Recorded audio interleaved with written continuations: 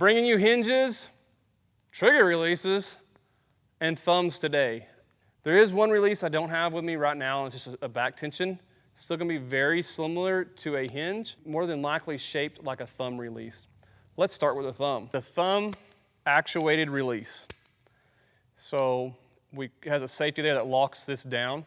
It locks, and this is a part that locks around your D-loop. It's locked on, but if you hit your thumb, it releases. The important thing when you're shooting a thumb is this gives you a very, very accurate shot, but you're gonna use it.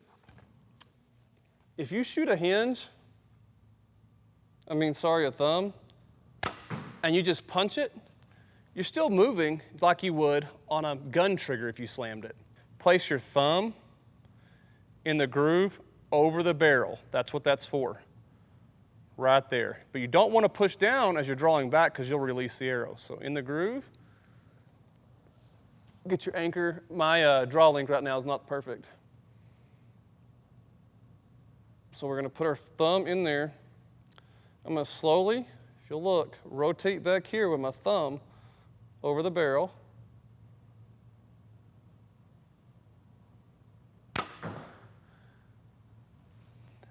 And the shot should break. Essentially what you're doing is you're giving yourself a trigger, but rotating back with these two fingers. When you do that, they go against the thumb and they break over, and you'll feel your shot break. Very consistent and very accurate. Most of these are going to range in price and capabilities from $100 and something to close to $300. I don't recommend a cheap one, because anything cheap this close to your face probably is not going to end well. If your hand stays where it's at, you're not using the thumb correctly. That's a thumb release. Next, let's talk about a hinge. A hinge sometimes has a spring in the mechanism, but you're using rotation or pressure to spring the release open. You can get a very consistent shot. A lot of people are hunting with these now. This one right here is the Ultraview Brass, so it's a heavier hinge release that they have. You can see how it hinges, and when the hinge comes forward, the release opens and allows a string to go. I highly suggest when you start off using a hinge, you start with a lower poundage bow and you're somewhere where it's safe to launch some arrows into the sky, because it's tough to learn, see? They're probably not my favorite release, but you can get very, very, very accurate with them. You actually, with a hinge, have to draw this way.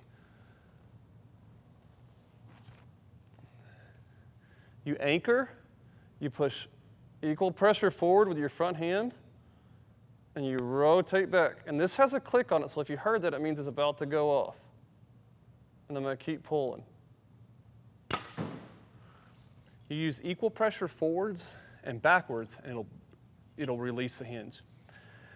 And as with all of the releases that I'm showing you today, you can adjust the amount of pressure it takes to set them off. This one's a little bit cold, which means it takes a little bit more pressure to set it off, which means it makes me move a little bit more when I'm shooting. So you can play with that on your own.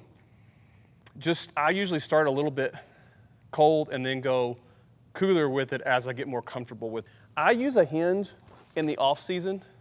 So anytime from December through about February, just to perfect my form. Super, super accurate. I'm bringing you a trigger release now.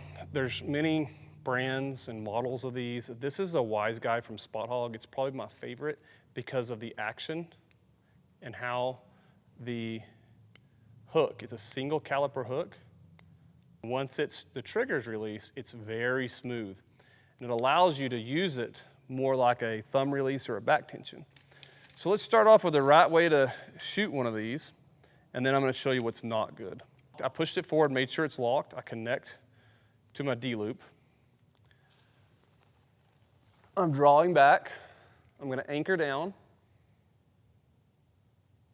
and I'm going to fill my trigger. If you noticed, I still broke over because I'm applying pressure. I'm getting into my first groove around my trigger, and I'm pulling, boom, and letting it actuate. This is how you should properly use it. Any brand is fantastic of release. Everybody makes good ones. Just find the best one that fits your budget. So again, I'm gonna curl into my groove, apply forward pressure with my front arm, and back pressure with my back arm. And you should still feel your shot break over. I'm gonna show you what will give you probably the worst groups you've ever seen, especially as you start getting past 50, 60 yards. It's called the punch. So what I see people do is they sit their finger right here and they just slam that trigger down. Ready for the punch? So they always do it in one motion and they just slam their trigger down. Then there's the act like I use back tension to set off my trigger, guys. And just showing you so you kind of know and you can start to practice. So you get your full trigger there. And what they do is they punch and then they pull their arm backwards, like they were actually pulling through the shot. So you saw what not to do, what to do, and here's the last shot with a trigger release. We're just gonna use full tension on our back, pushing forward, grabbing into our first groove, and then pulling, and you should break over that way. That is 3 types of releases, really quickly. Go try them all, see what fits you best.